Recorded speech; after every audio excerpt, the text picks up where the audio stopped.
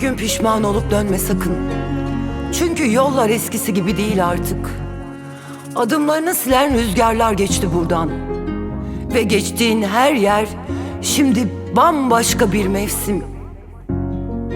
O kapı bir zamanlar sana ardına kadar açıktı. Şimdi paslanmış bir kilit var üzerinde. Bekleyen bir gölge ararsan sadece ay ışığının soğuk yüzü kalmış geriye. Zaman her şeyi değiştirdi dostum.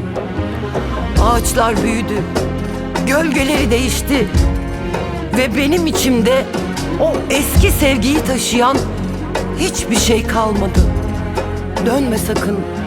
Geriye dönme, geriye dönme.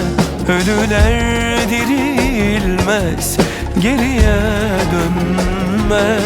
Bırak bu davamız mahşere kalsın. Ölüler dirilmez, geriye dönme. Çünkü gözlerim artık seni görmüyor. Ruhum o yükü çoktan bırakmış. Adını bir daha anmamacasına susmuş. Eğer pişmanlık yollarına düşerse bir gün, bil ki geride bıraktığın o dünya çoktan bir başkasının evi oldu.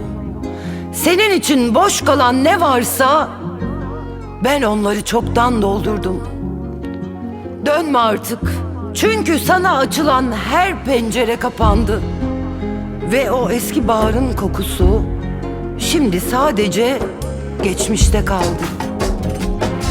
Geriye dönme, geriye dönme. Ölüler dirilmez, geriye dönme. Bırak bu davamız mahşere kalsın. Ölüler dirilmez, geriye